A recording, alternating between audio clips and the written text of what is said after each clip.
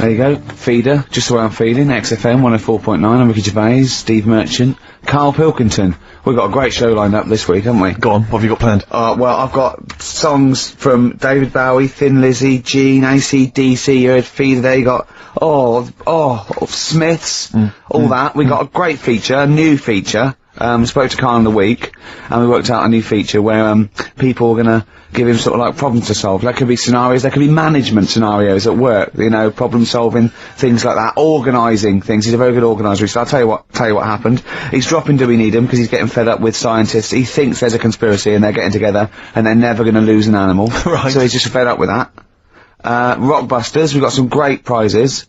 Well, have you seen them yet? No. Be careful. They're not gonna be great, I just peeked in, and all I'm gonna say to you is, Fools and Horses Christmas Special? Not the little one with the little car. With the little car, yeah. Brilliant. That is excellent. Karl, what have you got to say for yourself? Hold on, it was a rollover, wasn't it? Because you really mucked up Rockbusters last time. What was he doing? It was saying FP for the whole thing. No, FD you were saying, and it was Frida Payne. Have you written the clues down this week? Because that seems like an obvious way to improve this. Yeah, I'll write the clues A week before he couldn't remember what the answer was. Yeah, yeah. Yeah, but, you know, you learn by your mistakes and that. You don't. Well. So I'll give you a little taster. But we were having a pizza in a pizza establishment. When was it? Wednesday or Thursday? Yeah. And he was going, I'm a good organiser, I'm a good problem solver. Give me any scenario, right? Obviously he didn't say scenario. And I went, okay then, so you're the manager of this place, and there's a couple there, elderly couple, they're about 60. They've had a lovely meal. He went, yeah, right. I went, but the gentleman, he's got a little bit of a heart condition, he takes a pill after his meal, as he should, after meals. He's only taken Viagra. Oh. And now he's stuck in. Wedged in? Wedged in. We've all been there. It's gone, and it's stopping him getting out from the table. Yeah. So what would you do? He went, what? He's stuck in because of his dick? I went, yeah. He went, right. He said, I'd use the situation, I'd make cash. I said, you're not going anywhere, do you want a pudding? Entrepreneurial, I like it, Karl. And he went, so that's that sorted, I've got the job on that. Next, I went, okay. You won't believe it. Next day, there's a little problem in the toilets. Two gay men were having sex and they got stuck in each other. Yeah, yeah. He went, right. I'd say, is it the same fella as yesterday with the Viagra? If so, why was he let in again? He was on the door. Yeah. I went, it's not, it's too different. He goes, right. Does his wife know he's cheating on him? Yeah. He went, right, I'd go down, I'd go, and then he went, oh, I'd say this isn't a restaurant problem, call an ambulance. Strictly speaking, not a restaurant problem, no. But am I right? Huh? Am I right? Well, I don't know. Would you give me the job if say, like, you were the boss of that restaurant, and you... Do you know what I like about this? At no point did he say, Gervais, why are you being so mental? Yeah. Yeah. Why would someone get stuck because they took Viagra by mistake, and two people get stuck in each other? But you've heard the stories from his past. That is a perfectly legitimate situation to find yourself in. If you grew up in his part of What would you Manchester. do if there was two fellas with big heads and webbed feet, and they had a horse in a... Well, what I'd do is... What would you do? What did you do when you first saw them? What, saw the kids lads with the big heads and that? Yeah. We should very quickly remind people, if they didn't listen to that particular show, they had webbed hands. Yeah. Did they, or webbed feet? Well, they had webbed hands. Right. And big heads. Enormous heads. But it wasn't related. But they weren't related I know, to each they were other. completely No, separate but I'm people. saying that the webbed hands isn't due to the fact they've got a big head. No, sure. It's two different things. We're just unlucky. Yeah. No, hold on. If they weren't related, and they both had webbed hands and big heads, I'm saying there was a condition that was related that had those two I don't think there was. So what do you think the chances of that are? They're not related, and he goes, oh, you got a big head and webbed hands as well. Yeah, just a coincidence, isn't it? Yeah. I honestly don't think it was related. Right. Because I've since seen the same problem again on another kid with a big head. His hands look good. Right, so you think the big head is just a separate issue? Yeah, it's a totally different illness. It's like having a headache and a cold at the same time. Right, It's, so not always connected. But the weird thing is, right, and looking around in the week at weird stuff on the internet, there's this woman who's got a big head. Oh, yeah. And, she was fed up with it because when she was walking down the street, it was so big, she couldn't hold it up. Right. Right? She couldn't hold it up. Oh God! Oh God! Okay, shut up. So when she was walking, her eyes were hurting because she had to sort of look up all the time because her head was that heavy. Her chin was sort of balanced on her chest. Right. And she'd have to peek up, yeah. So she goes to the doctors, and this was after years and years, and said, you know, I thought I could put up with it, but I can't. How big was her head? It's big, Rich. I don't know if it was like big because there wasn't a picture. I don't know if it was just big or a lot of bone. so it was heavy. Very heavy. Right, like the Elephant Man, just outcrops. Right. So the doctor said, we can sort that out. But we'll have to take your head off. Right. Okay, listen keep to going. this. Okay, Listen, keep going. Because what you don't seem to understand is I have the same reaction to you when I see it. Yeah. What? Right? You're quizzical yourself. So, looked at it, they took her head off, chipped away a bit of the bone, made her head lighter, put it back on.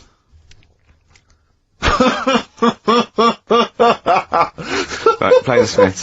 They took a woman's head off. Yeah, this is asked by the Smiths.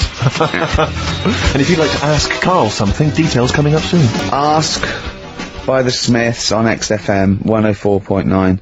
So, what's the email, Carl? If people want to ask you something, a problem, they've got a problem to solve. It can be anything. It could be a personal problem. It could be a scenario. It could be about war. It can be anything. But Or it could be more flippant, I suppose, and light-hearted. Yeah, it could be. Yeah, but I prefer stuff that I could So you can get your teeth into. and actually, sort out. What, like war? War is too, it's a bit big for me, that one. Do you think? I don't want to get into that. What do you mean? If Tony Blair came to you and he went, Carl, listen, I'm having a bit of trouble here. I don't know what to do. I've tried everything. I've tried spin. I've tried being tough. I've tried backing down. I've tried getting other countries involved. They don't want to know. What do I do? What do I do?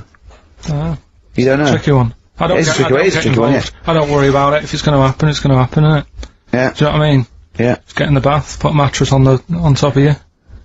That's it. Sorry, why are you doing that? Ooh, slow down. Why are you doing that? That's what they say you do, innit? If it kicks off. If what kicks off? If there's a war and that, you get in the bath, put a mattress on top. Right. Did they do that in the Second World War for 6 years? Was that making bunk beds? That's what I read somewhere. Yeah. Is the bath full of water? No. That'd be daft. Okay. I think they were enamel baths then, though. I think they'd stop a bit of shrapnel. I think the plastic ones you get nowadays would probably melt on you. And the mattress, where your dad has cut it in half, all the foam would come out and the springs would get you in the eye. Oh, talking about me dad. Steve, you'll love this, right? Go on. My dad hates being ripped off, right? Yes, well, I can relate to that, that's important. Hates coming to London now. He always wants me to go and see them rather than come here, because he just thinks London is like a big rip-off. Last time he came, he got annoyed because I bought him a scone and a cup of tea for like 3 of us, and it was £14, and he just was livid. And then we had an argument about that, and then we went to the Millennium Wheel, and I said, do you fancy going on this? He said, oh, alright. And then he saw the price, and it was something like 20 quid or something. And he said, 20 quid to go up in the air to look at stuff that's on the ground. He said, I might as well stay on the ground. Brilliant. Right? Thought, good point. His logic is impeccable. So anyway, this is going on. Anyway, he spoke to me the other day. I said, how are things? Are they alright and that? He said, oh, being ripped off. I said, why? He said he ordered, do you know the place where he got a new bed from because he cut the other one in half, yeah. right? He got this bed out of a catalogue. So he sorted out a payment on the phone. He said, look, you're ripping me off a bit here on the interest thing, but, well, let's do a deal. We'll sort out a new monthly payment. That's different to what it says in the catalogue. And he said, yeah, we'll go along with that. Anyway, so he sorted that out. He was happy. The bed arrived. It's a nice bed. He said, that's great. So anyway, he got the bill for it, and it was the original price. Oh, I thought it might be the case, yeah. Right? So he called up and said, I'm not happy with this. He said, we said a deal, and like, oh, no, don't know what you're talking about. He said, right, don't send me your catalogues anymore. He said, I'm not buying anything from you. You're a rip-off merchant. Right? So anyway, few weeks go by. Post comes. Only another catalogue in the post. He's livid. Right? So he was well annoyed. Yeah. So he looked on the back, and it said on it, this catalogue will always be property of, the company that does it.